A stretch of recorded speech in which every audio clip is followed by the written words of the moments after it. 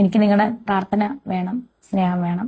എന്റെ ശരീരത്തിൽ ബ്രസ്റ്റിലാണ് ആദ്യം ക്യാൻസർ സ്ഥിരീകരിച്ചത്.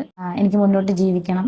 ഇപ്പോഴത്തെ സ്ഥിതി എന്ന് പറഞ്ഞാല് ബ്രസ്റ്റ് ക്യാൻസറും അതുപോലെ അത് ലിംബ് നോഡുകളിലൊക്കെ നമ്മുടെ കക്ഷത്തിലോട്ടും അതുപോലെ ഹാർട്ടിന്റെ മസിലിലോട്ടും അതുപോലെ ലങ്സിലോട്ടും ചെറുതായിട്ട് ഒന്ന് സ്പോട്ട് ആയിട്ടുണ്ട് എന്നാണ് അറിഞ്ഞത്. അപ്പം നിങ്ങളോർക്കും ഞാൻ എന്താ ഇങ്ങനെ സംസാരിക്കും. സത്യമായിട്ട് ഞാൻ എന്റെ മനസ്സിലെ വേദന ഞാൻ സത്യം പറയട്ടെ. ഞാനത് കരഞ്ഞാ എന്നെ പോലെ കുറെ പേരൊക്കെ ഉണ്ട്, എന്നെ പോലെ വിഷമം അനുഭവിക്കുന്ന ഒരു അസുഖമായിട്ട്.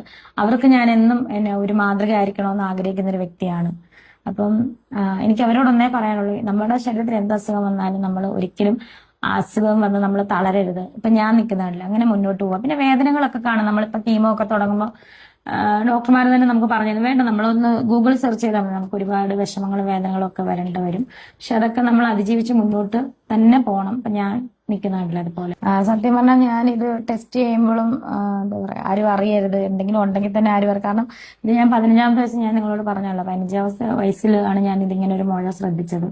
പക്ഷെ അന്നേരം ഒന്നും അതിന് വേദനയില്ലായിരുന്നു, കുഴപ്പമൊന്നും ഇല്ലാതെ ഞാനിങ്ങനെ, നമ്മൾ അന്ന് 10ാം ക്ലാസ്സിലൊക്കെ പഠിക്കുമ്പോൾ നമ്മളിങ്ങനെ ഒന്നും ശ്രദ്ധിക്കാത്തൊരു പ്രായമാണ് ഞങ്ങൾ. അതുകൊണ്ട് അത് ഓപ്പറേഷൻ ചെയ്യേണ്ടത് കളയണമെന്ന് പറഞ്ഞു. പക്ഷെ ഞാനാണ് വീട്ടിലതൊന്നും പറഞ്ഞിട്ടില്ലായിരുന്നു, ആരോടും പറഞ്ഞു. കുഴപ്പമില്ലെന്നാണ് ഡോക്ടർ പറഞ്ഞെന്ന് പറഞ്ഞ് വിട്ട്.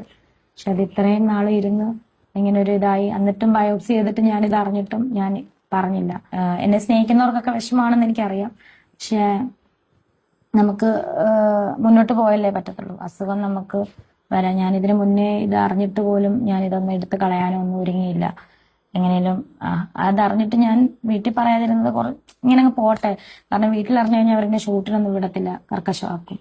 അതുകൊണ്ടാണ് ഇങ്ങനെ പോയത്. പക്ഷെ ഇപ്പം എല്ലാവരും അറിയേണ്ട സാഹചര്യം വന്നു. ഇതാണ് എനിക്ക് പറയാനുള്ളത്. ഒരുപാട് നേരം ഞാൻ ഇരിക്കുന്നില്ല.